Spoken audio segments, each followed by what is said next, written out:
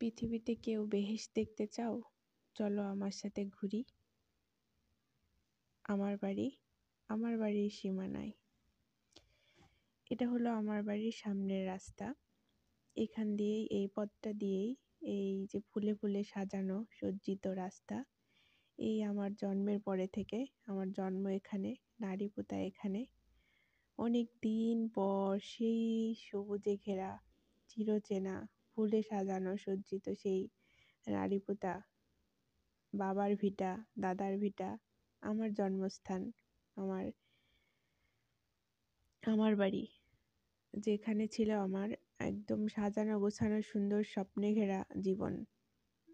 সেই জীবনে ছোটোর থেকে বড় হয়েছি যেখানে, যেটা আমার যেখানে আমার হাজারো স্মৃতি, হাজারো স্বপ্ন, জড়ানো, স্বপ্নে মরানো, স্বপ্ন সাজানো, সেই স্বপ্নে আমি দীর্ঘদিন পর আবারও বাড়িতে গেছি।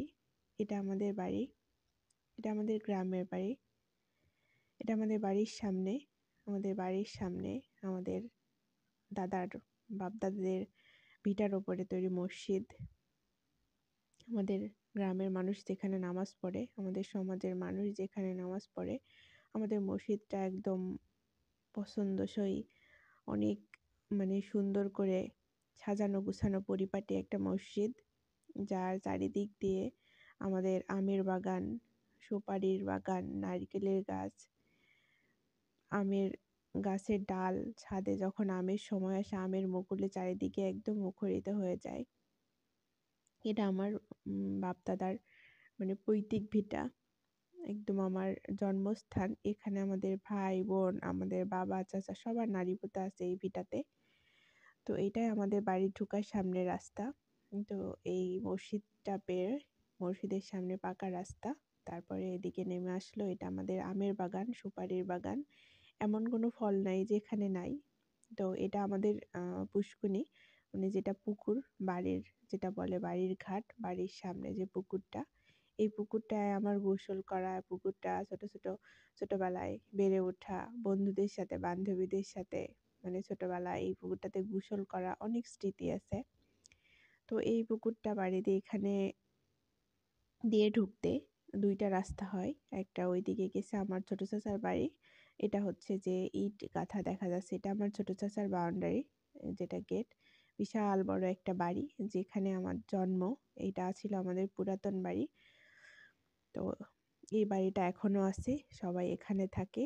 আর আমি যেখানে বসে আছি এটা আমাদের বাড়ির সামনের যে গেটটা, এই গেটটাতে আমি যখন ছিলাম তখন এরকম ফুল লাগানো ছিল।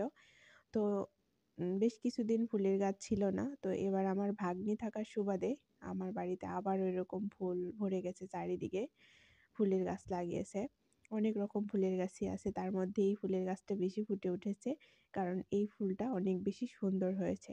এইটাকে আমাদের মোরগ পাকা ফুল বলে। তো এটা আমাদের বাইরের গেট, যে গেটটা দিয়ে আমরা উঠানে, আমার মা এখানে ধান সিদ্ধ করতো, চুলা, আগে অনেক ধান হতো, ধান সিদ্ধ করতো। তো আব্বা অসুস্থ হওয়ার পর থেকে আর আমাদের ধানের চাষ করে না, ধান চাষ কমিয়ে দিয়েছে। তো এখন অন্য মানুষরা আমাদের জমিগুলো করে এবং তারাই সব কিছু করে রেডি করে দিয়ে যায়, আম্মা শুধু খাবে, রান্না করবে আর খাবে, যতটুকু পারে আর কি। তো এইখানে আম্মা বিভিন্ন রকম সবজি চাষ করেছে। আমি বাড়ি থেকে আসার আগে আম্মাকে বলেছিলাম, যেহেতু আমাদের উঠান দরকার হয় না, উঠানের মধ্যে এরকম করে আম্মাকে সবজি লাগিয়ে দিই, তাহলে আম্মার আর মাঠে যেতে হবে না সবজি আনতে, জমিতে থেকে সবজি আনতে হবে না, আম্মার পছন্দসই সবজি এখানেই চাষ করতে পারবে। আর এখানে আব্বা অসুস্থ হওয়ার পরেও ও পানের বরজের হচ্ছে মাঝে মাঝে বেড়াগুলো ছুটে গেছে, ওই বেড়াগুলো আম্মাকে সঙ্গে করে দিচ্ছিল, আর আমি ভিডিও করতেছিলাম আর দুষ্টামি করতেছিলাম। তো এটাই ছিল ছোট্ট একটা ব্লগ, আশা করছি ভালো